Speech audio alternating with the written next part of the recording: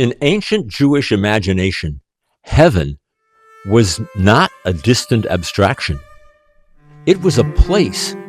It was a realm filled with angels, blazing light, celestial palaces, and the throne of God itself. And in some of the most mysterious texts of antiquity, a handful of human beings were invited or compelled to go there. They passed through gates of fire. They encountered terrifying angels. They witnessed the hidden architecture of the universe. Long before modern stories of interdimensional travel, ancient Jewish writers were already describing journeys beyond the earth. So let's explore these extraordinary traditions, stories preserved in texts like the Ascension of Isaiah, the Apocalypse of Abraham, the Testament of Abraham, the Testament of Levi, and ancient traditions about Moses ascending into heaven itself. These texts raise a profound question. If angels can descend to earth, can human beings ascend into heaven? Our first traveler is the prophet Isaiah. In the mysterious text known as the Ascension of Isaiah, the prophet is taken on a journey through 7 heavens. An angel guide appears beside him, and together they ascend beyond the earth, beyond the sky, into realms filled with celestial beings. Each heaven is brighter than the one below it. Each realm is filled with greater glory. At one point, Isaiah sees angels singing before the throne of God. Overwhelmed by the radiance, he cries out, "The glory of the Lord overwhelms me. I am undone. How can one born of the earth stand among these blazing beings?" But the angel urges him onward. They ascend higher and higher until Isaiah witnesses a cosmic mystery, the descent of a divine figure called the Beloved. The Beloved. The text describes this moment with dramatic intensity. Look, Isaiah, fix your gaze and understand what is being revealed to you. Do not let your heart tremble at the glory you behold, for you are being shown a mystery hidden since the foundation of the world. Behold the Beloved, the one who dwells above all the heavens. See how he prepares to descend through the realms you have passed, from the highest glory to the lowest firmament. At each level he will take on the likeness of that realm. Among the highest, he will appear as one of the radiant hosts. Among the lower heavens he will resemble their angels, and when he enters the world of men, he will take on the form of flesh. Thus he will pass unseen, unrecognized by the rulers and powers who govern these heavens, for their wisdom is limited, and their sight does not reach beyond their appointed dominion. Watch closely, Isaiah. For this descent is not as it seems. It is a mystery of concealment, a passage through the veils of creation, until the one who is above all becomes hidden within the world below. In this remarkable scene, the author imagines a divine being passing secretly through the levels of heaven and entering the human world. The text blends Jewish mysticism with early Christian theology, but its imagery is unmistakable. A human prophet witnessing the structure of the universe itself. Our next journey belongs to Abraham, the patriarch of Israel. In an extraordinary text known as the Apocalypse of Abraham, Abraham is carried into heaven by a powerful angel named Yahoel. Yahoel. The story begins after Abraham rejects the idols of his father. Because of his faith, God grants him a vision of the cosmos. Yahoel lifts Abraham upward through the heavens, and as they ascend, Abraham sees fiery beings surrounding the throne of God, and he trembles at the sight. My spirit was overwhelmed within me, and my strength departed as I beheld the vision before my eyes. Terror seized my heart, and I fell upon my face, unable to stand in the presence of such glory. For the throne was surrounded by fire, not as the fire of the earth, but a living flame, blazing and unconsumed, rising in waves of light that no mortal eye could endure. And around it stood the holy ones, countless in number, shining like burning stars, their voices lifted in unceasing praise. Their song was like thunder across the heavens, and the sound of their voices shook the foundations of the firmament. The very heavens trembled at their praise, and the air itself seemed to burn with their words. And I said within myself, how can I, who am dust and ashes, remain in this place? How can a man stand in the midst of such fire and live? For my spirit was undone before the throne of the Most High. But the angel commands him to rise. Stand, Abraham, rise from the dust and steady your spirit, for fear is not your portion in this place. You are the friend of the Most High, chosen from among the nations, called by name to walk in his presence. Do not let your heart fail before the fire, nor your strength depart at the voice of the holy ones. For you have not been brought here to perish, but to behold the mysteries that are hidden from the sons of men. Few among mortals have been summoned to this height. Few have seen the throne surrounded by flame, or heard the songs that sustain the heavens. Yet you, Abraham, have been called to witness these things, to see the pattern of the world, the rise and fall of kingdoms, and the purposes that are written before the ages began. Therefore stand and look upon what is revealed to you. For the vision set before you is not for yourself alone, but for generations yet to come. Then Abraham witnesses something astonishing. He sees the entire history of the world unfolding beneath him. He sees kingdoms rising, empires falling, nations clashing across the centuries. In this vision, the heavens become a vantage point from which the destiny of humanity can be observed. Now, another ancient tradition about Abraham appears in the so-called Testament of Abraham. This text tells the story of the patriarch's journey through the heavenly realms before his death. In the narrative, the archangel Michael escorts Abraham on a tour of heaven. Along the way, Abraham witnesses the judgment of human souls. Some ascend to paradise, others descend into darkness. And in one striking moment, Abraham sees a soul being judged. Confused by the process, he asks the angel, "What is happening? What is going on?" Tell me, Michael, what are these scales that I behold? Why do the angels weigh the deeds of men with such care and precision? I see some lifted up and others cast down. What judgment is this, and how are their lives measured before the Most High?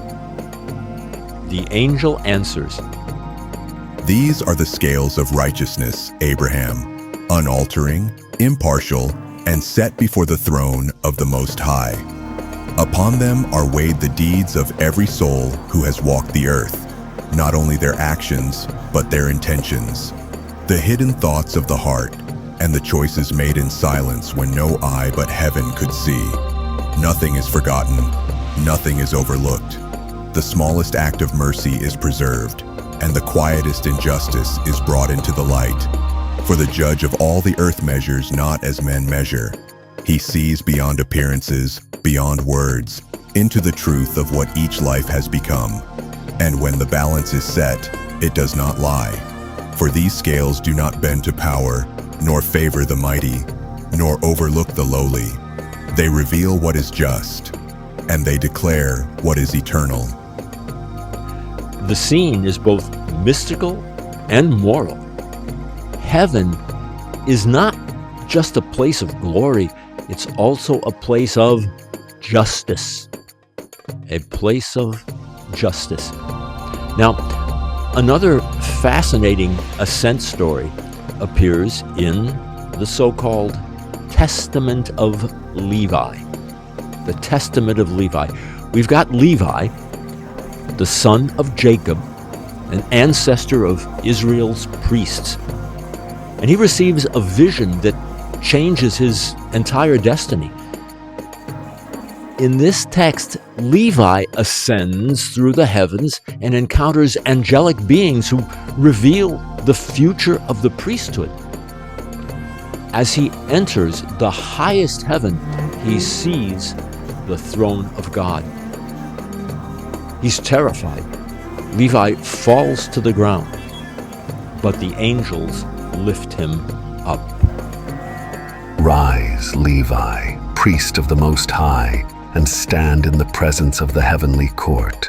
Do not be afraid, for you have been chosen from among the sons of men and set apart for a sacred calling. You have been appointed to receive the mysteries of heaven, to behold what is hidden, to learn what is revealed only to the righteous, and to carry this knowledge for the generations that will come after you. The angels then place priestly garments upon him.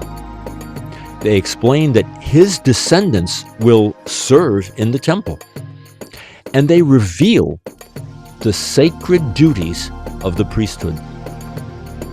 It's a vision that transforms Levi into something more than a patriarch. He becomes the prototype of the high priest, a human being whose authority is confirmed in heaven itself.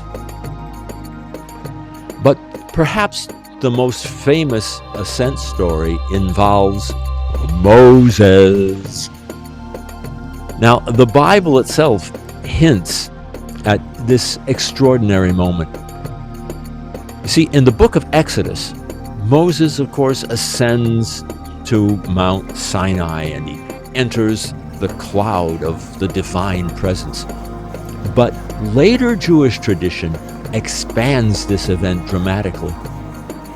In rabbinic stories and ancient interpretations, Moses doesn't just climb up a mountain, he ascends into heaven itself. And there he encounters angels who question why a human has entered their realm. One ancient story imagines the angels protesting before God. What is a mortal doing among us? The secrets of heaven belong to the hosts above and none other, only to the heavenly hosts. But God commands Moses to answer them. And Moses responds with bold logic.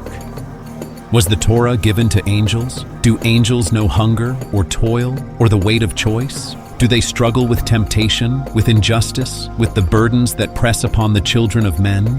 The law was not given to those who stand in perfect light, but to those who walk in the dust of the earth and must choose between good and evil. The Torah belongs to humanity, for it was given to guide the children of earth, to shape their lives, to correct their ways, and to teach them how to live before the Most High. According to the story, The angels accept this argument. They recognize that the Torah belongs to human beings. And Moses descends from heaven, carrying the law. In this remarkable tradition, the giving of the Torah becomes a cosmic negotiation between heaven and earth. And when we place these stories side by side, a pattern begins to emerge. Enoch ascends to heaven. Isaiah travels through the 7 heavens. Abraham witnesses the throne of God. Levi receives the priesthood from angels. Moses enters heaven to receive the law. Now, across centuries of Jewish thought, the same theme appears over and over again. Human beings crossing the boundary between earth and heaven. These stories reveal something profound about ancient Jewish spirituality, because the cosmos was definitely not empty. It was alive with divine presence. It was layered with heavenly realms, filled with beings who served the Creator. And occasionally, just occasionally, a human being was invited to enter that world. Think about it. These ascent traditions would eventually inspire an entire movement of Jewish mystics. They believed that through prayer, meditation, and sacred knowledge, it might be possible to follow the same path taken by the ancient prophets, to pass through heavenly realms,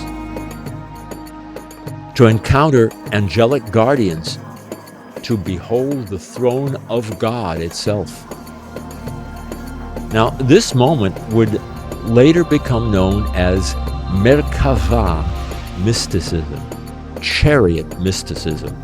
That is the mysticism of the divine chariot. Its practitioners believed that the visions of Ezekiel and the journeys of figures like Enoch and Isaiah weren't just stories. They were maps. Maps of the universe. Maps of the path between earth and heaven. The ancient Jewish ascent texts reveal a remarkable worldview. A universe filled with structure. A cosmos layered with heavenly realms.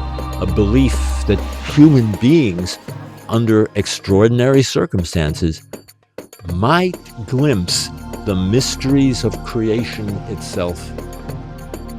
In these stories, prophets become travelers, patriarchs become witnesses, and heaven becomes a realm that can actually be explored. But these journeys were never easy. Between earth and the throne of God stood gates, guardians, and terrifying powers. And only the bravest mystics dared attempt the passage. Think about it. In the centuries that followed, Jewish mystics began attempting something extraordinary. They tried to recreate these journeys themselves. They described passing through fiery palaces, reciting secret names of God, confronting angels who guarded the throne. These were the mystics of the Merkava, the chariot vision of the prophet Ezekiel. And their writings would produce some of the most mysterious texts ever written. Well, The journey through the Jewish cosmos continues.